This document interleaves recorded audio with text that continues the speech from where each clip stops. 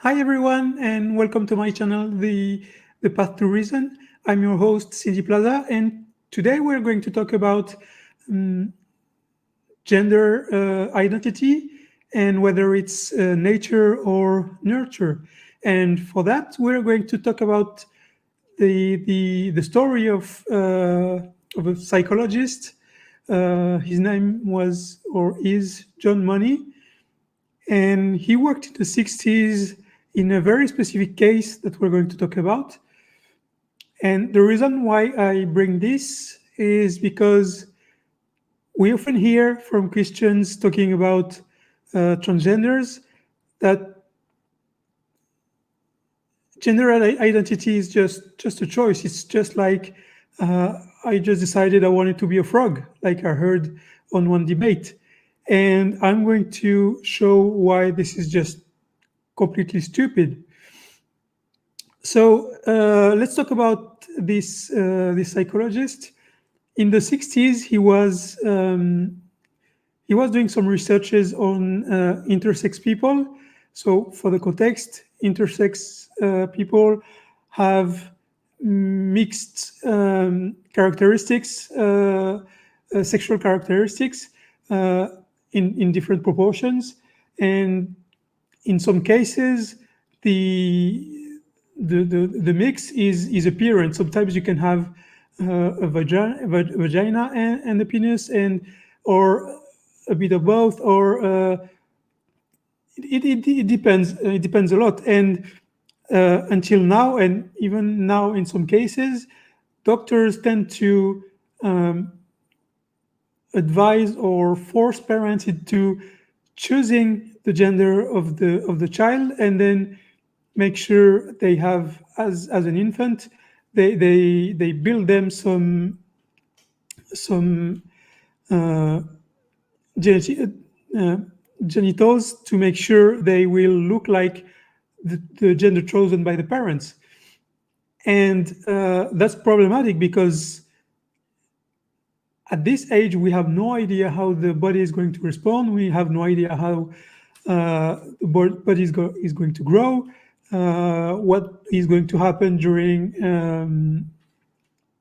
puberty, and that causes a lot of problems.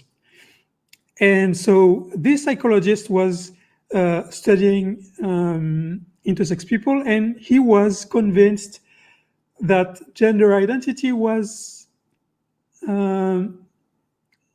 a social construct, which is kind of ironic because now we know that it's not, and that it's gender itself, that it's a social construct. But anyway, he was a very bad scientist. He had very bad epistemology, because when you have an idea and you want to prove it, normally you shouldn't study uh, with the confirmation bias and not try to prove at all costs your hypothesis, and instead you should just follow the information, the data, where it leads you.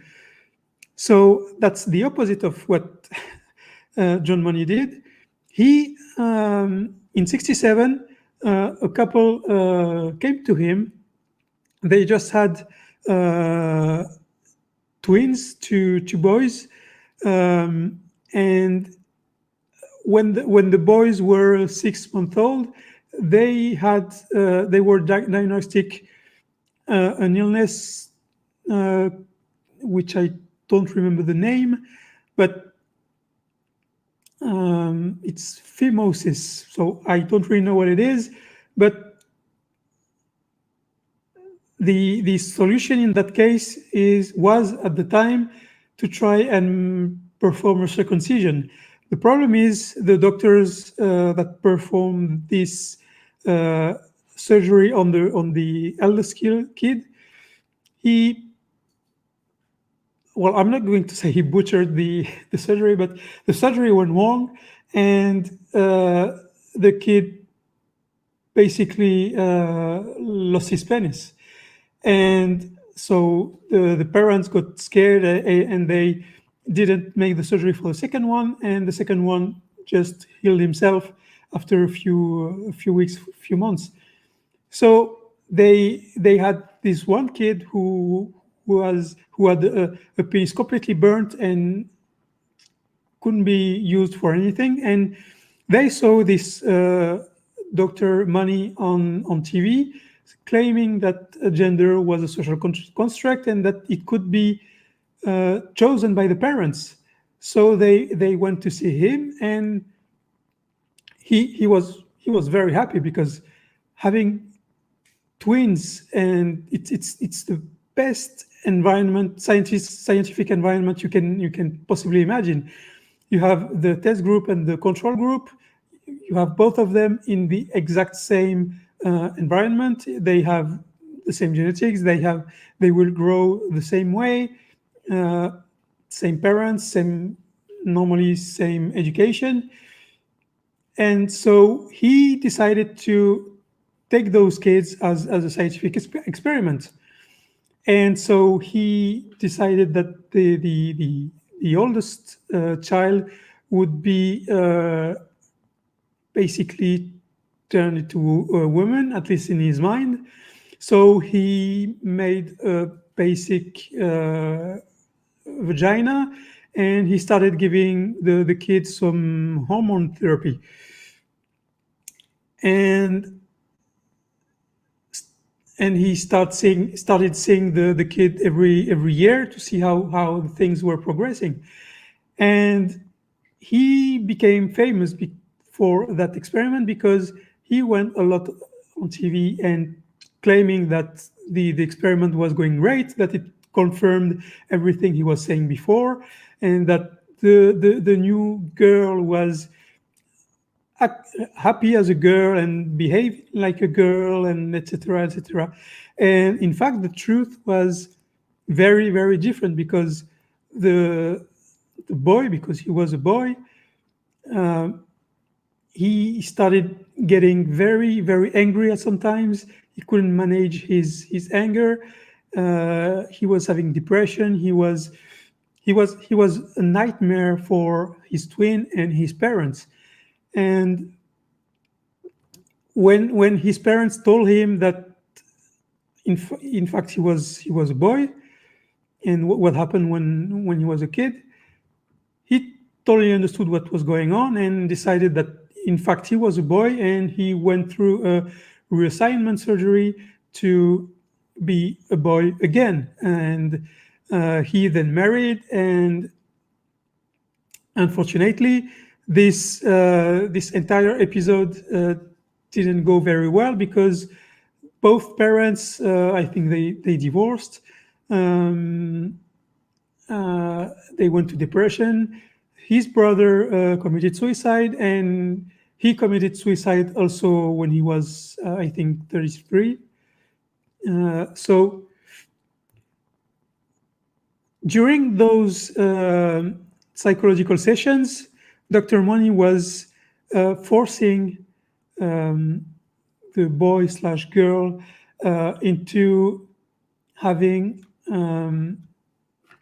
pretending sex acts with his twins. So the Money forced his brother to simulate an intercourse between the two of them, and forced the boy, the oldest boy, to take the sexual positions of a girl. And that's what his name was, Bruce. That's what he told later to a journalist. There's been a book about this. There's been a movie or documentary, and I think it's a horrendous story, because basically 4 people are dead because of a mad scientist.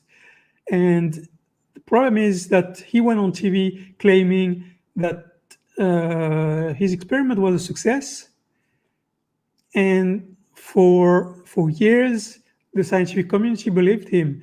And so some doctrines were addicted with this idea that gender identity was a social construct. It was not natural. It was not chosen. It depended on how the child was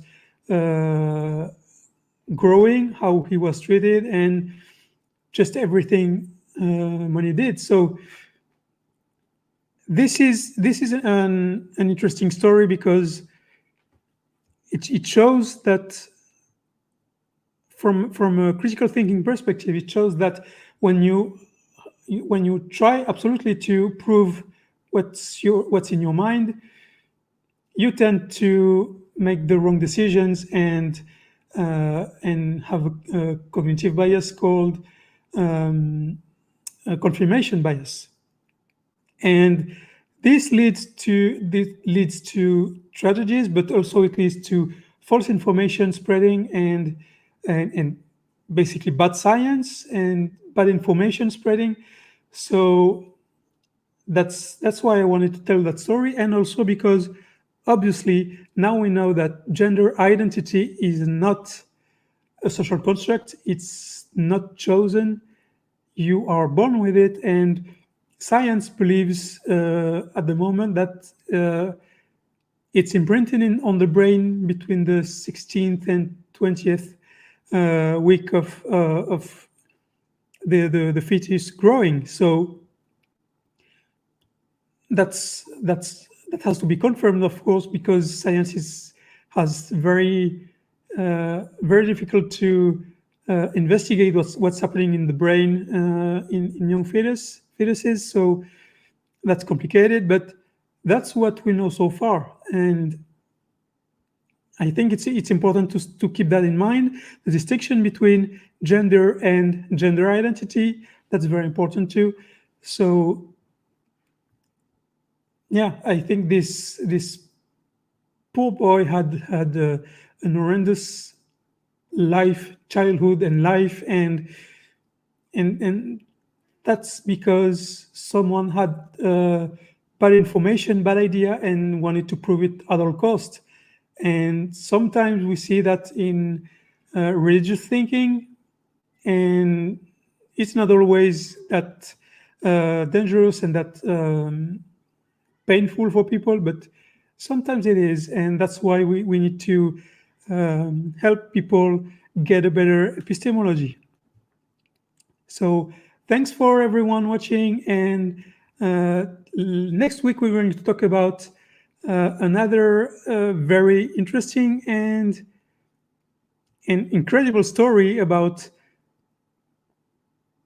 boys who are born girls and become boys at the age of 12.